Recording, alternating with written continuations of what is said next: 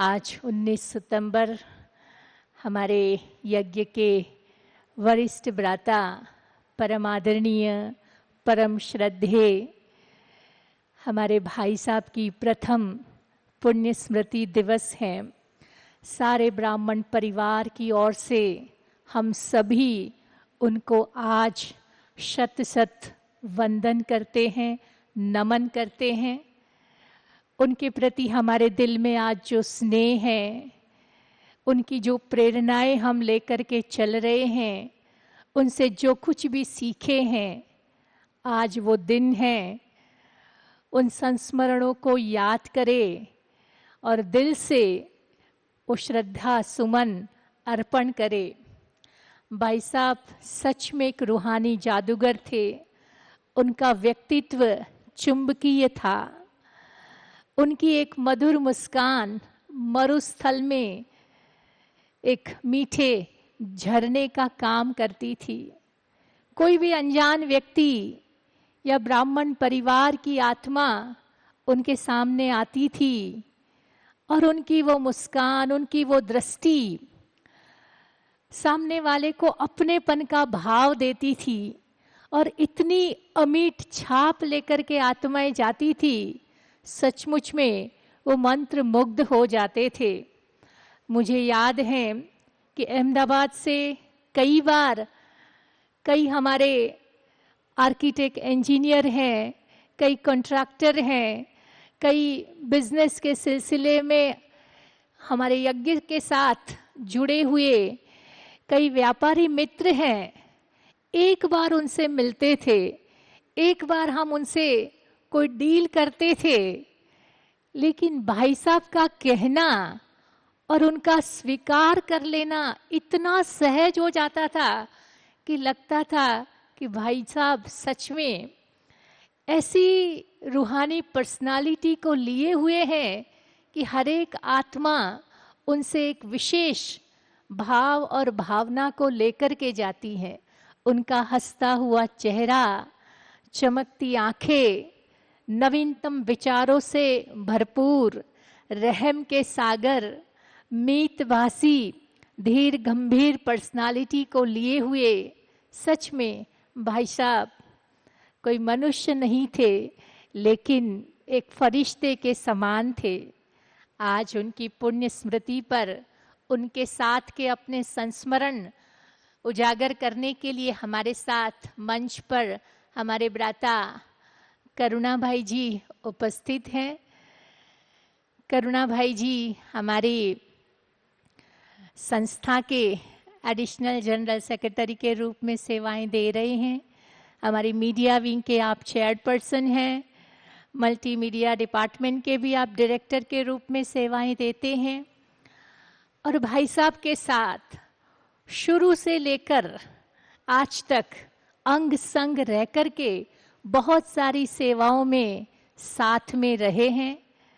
उनके नवीनतम विचार, आइडियाज वो लेकर के भाई साहब के पास आते थे और भाई साहब उन आइडियाज में, उन विचारों में जान डालने का काम करते थे। उनको ऊंची उड़ान भरने की प्रेरणा देते थे और उसी के फलस्वरूप आज हमारी संस्था वैश्विक लेवल पर इतने विकास और विस्तार को पाए हुए हैं। ये सारा श्रेय इन दोनों की जोड़ी को जाता था। आज भाई साहब के मुखारविंद से हम उनके संस्मरण सुनेंगे। आदरणीय करुणा भाई जी।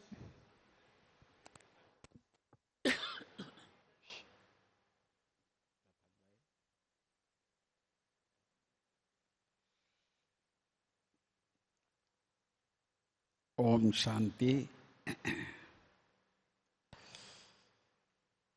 आज का शुभ दिन हमारे अति प्रिय निर्भय भाई जी के याद में हम सभी फॉलो फादर तो सुना ही है, फॉलो मदर भी सुने हैं। तो कई ऐसी बात हमने देखी है जो निर्भय भाई से भी हम सभी सीखते थे। पहली बार जब मैं ईश्वरीय विश्वविद्यालय में सन 1960 में आया था, तो पहली मुलाकात में ही बाबा से, मम्मा से अपना जीवन का परिवर्तन तो हुआ, परंतु जब मैं मुंबई में पहली बार आया था बाबा का बनने के बाद, निर्वैर बाई से मिलने का मुझे सौभाग्य मिला। उस समय पर मिलिट्री में as an electronic engineer navy में सेवा करते थे। और आप सब जानते हैं, हम लोग उस समय पर उनको यही कहते थे, निर्वैर सिंह, अर्थात आप समझ सकते हैं कि सरदार फैमिली से आए हुए थे, पगड़ी भी था, दाढ़ी भी था, तो किस प्रकार से सेवा करते थे तो वो भी हमने देखा था। परंतु बाबा के बनने के बाद उनके मन में जो परिवर्तन आए, गोवा के लिबरेशन में भी उनका मेजर पार्ट था, तो वहाँ का भी उन्होंने प्रैक्टिकली देखा। तो कुछ लोगों को मारना पड़ा, या हमारे तरफ से भी कुछ लोगों को अपना त्याग करना पड़ा। तो ये सब देखते हुए, जिसको हम युद्ध कहते हैं, मिलिट्री के एक्शंस कहते हैं, तो बाबा के बनने के बाद उनके मन में ये परिवर्तन आया कि उन्होंने कहा कि भाई मैं ये काम नहीं कर सकता। भगवान ने हमको चुना है कि स्थापना का कार्य के लिए। जो ये कहते हैं कि भाई हम सभी भी स्थापना के कार्य में है, वो हाथ उठाए। देखो, हम सभी भले कोई भी सेवा कर रहे हैं, कहीं भी कर रहे हैं। जैसे मैं भी इंजीनियरिंग पढ़ा था उस समय पर, और निर्वैर बाई भी इंजीनियर थे। परंतु बाबा के बनने के बाद हम सबका एक ही लक्ष्य था कि हम स्थापना के हैं, विनाश के नहीं हैं। हम विनाश के कार्य में नहीं सहयोग दे सकते हैं। तो उन्होंने बहुत प्रयास किया, क्योंकि आप जानते हैं, एक बार कोई मिलिट्री में ज्वाइन होते हैं और वो भी वहाँ जैसे इलेक्ट्रॉनिक इंजीनियर बन करके जब सेवा कर रहे थे, तो सभी को प्रिय भी थे। और प्रैक्टिकली जो उन्होंने जो करके भी दिखाया, जो मिलिट्री वालों ने देखा कि ऐसे व्यक्ति को मिलिट्री से रिटायर होने का या उनके रिजाइन करने का ये बहुत ही मुश्किल था। तो ये बाबा के आशीर्वाद थी, बाबा के ऊपर निश्चय था। वहाँ का खान पान भी आप जानते हो, उससे भी अपने आप को मुक्त करना। और जो इतना अच्छा पोस्ट, जो उनके लौकिक वाले सभी आश्चर्य हो रहे थे कि भाई इतना अच्छा पोस्ट इनको मिला है, तो कल जाके ये किसी और श्रेष्ठ पोस्ट में आने वाले हैं। तो ये आज ऐसा सोच रहे हैं कि भाई मिलिट्री छोड़ के जाओ, तो वो कोई भी सोच नहीं सकता था। परंतु निर्वैर बाई ने उसमें जो जिस तरह से उन्होंने क्रॉस किया, बाबा का आशीर्वाद कैसे था, तो यहाँ तक कभी आप सोच भी नहीं सकते कि निर्भर भाई थोड़ा सा तबीयत का कारण वहां का हॉस्पिटल में एडमिट थे। तो बाबा बॉम्बे में आए थे, तो निर्भर भाई चाहते थे कि भाई मैं बाबा के पास जाऊं, परंतु हॉस्पिटल से छुट्टी नहीं मिल रही थी। तो जब बाबा को मालूम पड़ा तो बाबा स्वयं निर्भय भाई के पास जाकर के उनके सिर पे कैसे हाथ रखा और निर्भय भाई फिर से ठीक ठाक हुए और धीरे धीरे उनको मिलिट्री से भी छुट्टी मिली। और उसके बाद किस प्रकार से उन्होंने मिलिट्री में 2 बातों की मुझे याद है।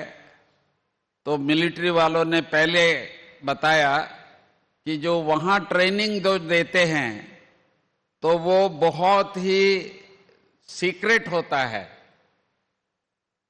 तो उन्होंने ये प्रॉमिस किया उनको कि भाई मैं जो भी सीखा हूं यहाँ वो मैं अपने लौकिक में इसको यूज नहीं करूंगा। और सचमुच निर्भय भाई ने कभी भी इलेक्ट्रॉनिक का कोई भी प्रकार का कार्य काम कभी नहीं किया। और सदा ही जो निर्भय भाई के लिए हम जानते हैं कि जितनी भी जो बिल्डिंग्स वगैरह जो बना है, चाहे पांडव भवन में हर ईंट, जो हम आए थे तो उस समय पर जो पांडव भवन था तो उसके बाद किस प्रकार से जो भी कंस्ट्रक्शंस वहां हुआ वो हम लोगों ने, मैं और निर्भय भाई दोनों वहां देखा था। तो कैसे सारे कंस्ट्रक्शंस उन्होंने किया। उसके बाद ज्ञान सरोवर का भी किस प्रकार से उन्होंने कंस्ट्रक्शन किया।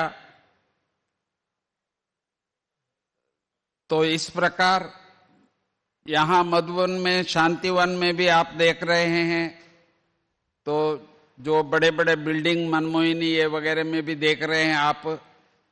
तो ये सब कार्य निर्भय भाई ने किया।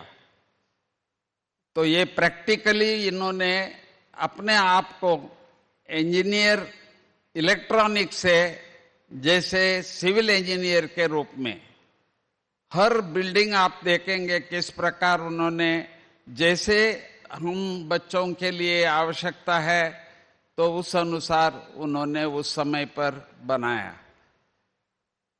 मैं उनके साथ मधुबन में 1 साल का डिफरेंस था हम दोनों का। निर्भय भाई ज्ञान में भी 1 साल पहले आए थे और मधुबन में भी हम दोनों 1 साल पहले निर्भय भाई आए, जो म्यूजियम बनाने के लिए दादी जी ने बुलाया था और मुझे भी म्यूजियम का संभाल करने के लिए मुझे 1 साल के बाद बुलाया। तो हम दोनों का जैसे सभी जानते थे कि हर बात में हम लोग एक दो को मदद करते थे और मुझे राय भी देते थे। तो जिस प्रकार यज्ञ इस समय पर जो टेक्नोलॉजी का जो देखते थे वो मेरे द्वारा बाबा कराते थे और निर्भय भाई मुझे हर प्रकार से सहयोग देते थे। इसी प्रकार निर्भय भाई का जो यज्ञ के जो मकान बनाना ये वगैरह जो कार्य चलता था तो मेरा भी उसमें काम यही होता था कि हर जगह में जो आप लोग जो बाबा के आवाज सुनते हैं तो मधुबन के हर जगह में इस समय पर आप जानते हैं 4-5 जगह में जो हमारा कॉम्प्लेक्स हुए हैं तो वहां से आवाज सारे विश्व तक पहुंचने का जो कार्य है वो जैसे बाबा ने हमारे ऊपर रखा था और जो कंस्ट्रक्शन का काम जो है वो निर्भय भाई देखते थे। इसके अलावा भी समय पर समय आप जानते हैं कि टेलीविजन 2 चैनल बना, रेडियो स्टेशंस बने और हम लोग किस प्रकार सारे विश्व में देख सके। मुझे याद है एक मुरली में बाबा ने कहा था कि भाई बच्चे एक दिन आएगा तो सारे विश्व में लोग बाबा को देखेंगे। तो मैंने कहा देखेंगे, ये कैसा होगा? बाबा है मधुबन में, मधुबन से अलावा और मैं कहीं नहीं आता हूं, ऐसा कहा। तो फिर भी बाबा ने कहा सारे विश्व में देखेंगे। तो उस समय पर दूरदर्शन एक भारत में था, जरूर था, और कोई और चैनल और कोई चीज नहीं थी, और दूरदर्शन में केवल सरकार का ही कुछ आता था, कोई धर्म का कोई कुछ भी नहीं, कोई सोच भी नहीं सकते थे, क्योंकि सेक्युलर कंट्री ऐसा एक बात कहते थे कि भाई किसी धर्म के लिए नहीं है। तो इस प्रकार स्थिति थी। फिर भी बाबा ने कैसे ये सारा कार्य कराया। हमारे शीलू दीदी को भी मैं याद करता हूं। तो पहले पहले उनको हम ले जाके इसी दूरदर्शन द्वारा इनके भाषण हम लोगों ने करवाए, और इसके बाद जो प्राइवेट चैनल्स भी शुरू हुए तो उस द्वारा भी हम लोगों ने भारत में ही शुरू किए। तो ऐसा समय भी आया जो सैटेलाइट आदि का नाम भी उन समय पर सुनना भी बहुत बड़ी बात होती थी। तो धीरे धीरे सैटेलाइट द्वारा भी, तो यहाँ जो मुझे याद है जानकी दादी जी हमारे सामने कहते थे कि मैं हर 18 जनवरी को यूके में सेंटर पे रहती हूँ और टीवी के सामने मैं बैठती हूँ, मुझे एक सेकंड के लिए भी बाबा का मिस नहीं होना चाहिए, आपको ऐसा काम करना है। तो दादियों के आशीर्वाद, तो सचमुच ऐसे समय पर भी भारत में ऐसा कोई टेलीविजन नहीं है जो सारे विश्व तक पहुंच सके, परंतु सैटेलाइट्स द्वारा तो उस समय पर जो करने की सेवा, ये सब निर्वर भाई जी के सहयोग से, सहकार से हर समय पर मुझे याद आता है। हमारे प्रताप भाई भी बैठे हैं यहाँ, जो पीस ऑफ माइंड चैनल शुरू करने का संकल्प तो था, प्रयास भी करता आया, परंतु पैसे से ही ये सब कार्य चलता है।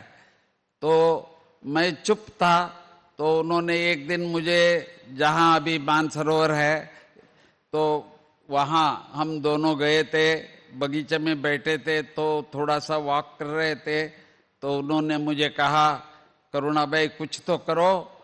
तो मैंने कहा क्या करना है? तो आप कैसे भी करके ऐसा एक टेलीविजन जैसा कार्य करना पड़ेगा। तो मैंने कहा उसमें बहुत पैसा खर्चा होता है। तो उन्होंने कहा कितना पैसा चाहिए? तो मैंने कहा कि भाई कम से कम उस समय पर 25 लाख रुपया चाहिए, मैं कहाँ से ले आऊंगा, कहाँ से मिलेगा हमको?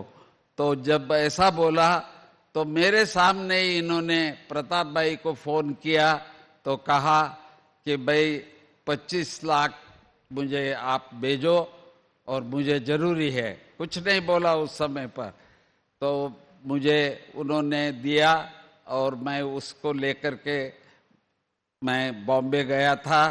और वहाँ से कैसे शुरू किया, पहले बॉम्बे में शुरू किया, तो जब घर तक पहुँचना शुरू हुआ तो इसके बाद धीरे धीरे बाबा का कार्य जो है ये कैसे सारे विश्व तक ये बढ़ता गया और कैसे ये सेवा आज भी चल रही है। तो ये कार्य मैं इसीलिए बता रहा हूँ। तो निर्वर भाई हर नई चीज के लिए कैसे निमित्त बनते थे और हर एक बाबा के बच्चों के लिए वो सहयोगी बनते थे, और उन द्वारा कैसे सेवा आज कम से कम 40 से ज्यादा डिपार्टमेंट हमारे मधुबन में इस समय पर है। तो एक एक डिपार्टमेंट के लिए निर्वर भाई ने एक एक भाई या बहनों को निमित्त बना करके उन लोगों द्वारा कैसे ये सेवा कराए और किस तरह से ये यज्ञ निश्चित और निसंकल्प से निर्विघ्न से ये कार्य आज तक भी चल रही है, तो ये आप सभी देख रहे हैं। तो इसके पीछे कौन है, तो वो मुझे खुशी है कि भाई हमारे सबके साथी जो निर्भर भाई, और इतना नम्र स्वरूप और इतना कल्याण भावना सबके लिए, कौन है क्या है वो कभी नहीं देखा उन्होंने, और सदा ही सबके सहयोगी बनते थे। तो हंसने की बात यह है कि अचानक इन्होंने, भले सरदार फैमिली से थे, फिर भी इन्होंने अपना वो रूप छोड़ करके, जैसे आम सभी वर्ग है, तो इस प्रकार से इन्होंने पगड़ी या दाढ़ी, ये अपने आप, ये नहीं, बाबा ने कभी हम सबको, किसी को ये नहीं कहा कि चोटी नहीं रखो, जनिया नहीं डालो, या कोई भी ऐसे किसी भी प्रकार के किसी को डायरेक्शन बाबा ने नहीं दिया। परंतु निर्भर भाई ने अपने आप स्वेच्छा से सारे विश्व के कल्याणार्थ अपना सब कुछ त्याग किया इन्होंने, परंतु धर्म को नहीं छागा।